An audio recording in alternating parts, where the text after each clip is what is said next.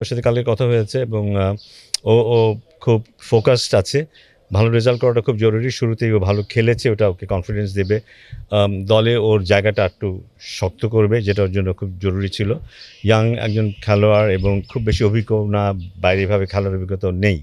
So আমি আশা করব যে এটাকে দারুণভাবে ও কাজে লাগাবে। ও যখন ফেরত আসবে আমরা অন্য এক রিশাদকে পাবো এবং আরও পরিণত এক রিশাদকে হয়তো আমরা পাবো। না, কাজ যে করেন না তা তো না, ডেফিনিটলি।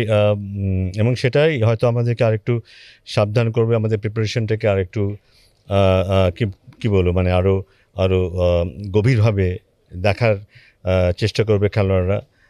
ঘরের মাঠে জেতাটা, নিজেদের ঘরের মাঠে নিজেদের ক্রাউডের সামনে জেতাটা বোধহয় একটা অন্য ধরনের একটা স্যাটিসফ্যাকশনের কাজও করে।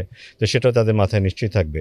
ঢাকার ভেতরে এয়ারপোর্টের উল্টা দিকে প্রকল্পের সিকিউরিটি ভালো, লোকেশনও ভালো। 3টা প্লট নিয়ে নিলাম। নে বাবা, তোরা এখন না খেয়ে তেল দে ঘুমা। জিম্বাবুয়ে তুলনামূলকভাবে হয়তো অনেক শক্তিশালী দল নয়, কিন্তু তারাও একটা টেস্ট টিম এবং টেস্ট ক্রিকেট খেলতে আসছে, সেটা নিশ্চয়ই আমাদের মাথায় থাকবে এবং চেষ্টা করা উচিত যে এটার একটা সর্বোচ্চ ব্যবহার করা এবং যারা সুযোগ পাবে তারা যেন তাদের সেরাটা উপহার দিতে পারে।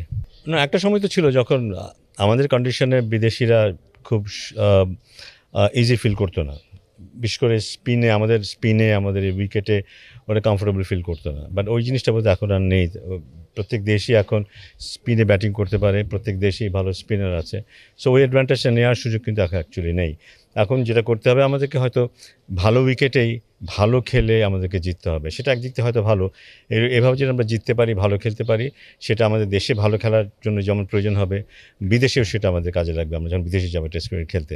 সো আমার মানে একটা ট্রানজিশন পিরিয়ড যাচ্ছে আমাদের, যেখানে আমরা হোম অ্যাডভান্টেজ বলতে যেটা এতদিন বুঝে এসেছি, সেটা এখন বোধহয় আমাদের পক্ষে নেওয়া সম্ভব না, নেওয়া উচিতও না, যদি আমরা আন্তর্জাতিকভাবে ওয়েতেও ভালো করতে চাই।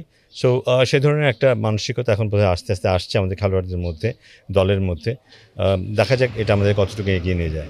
না, আমি তো এক্সপেক্ট করবো একটা স্পোর্টিং উইকেট এক্সপেক্ট করবো। শুধু এই জন্য না যে আমাদের একটা ভালো পেস বোলিং স্ট্রেংথ আছে সেই জন্য না, কারণ আমরা যদি সব কিছু মাথায় রাখি, দেশে খেলা, দেশের বাইরে খেলা, আইসিসি ইভেন্টে খেলা, আমাদেরকে মনে হয় এমন সব উইকেটও ভালো খেলতে হবে যেখানে স্পিন সহায়তা খুব বেশি থাকে না।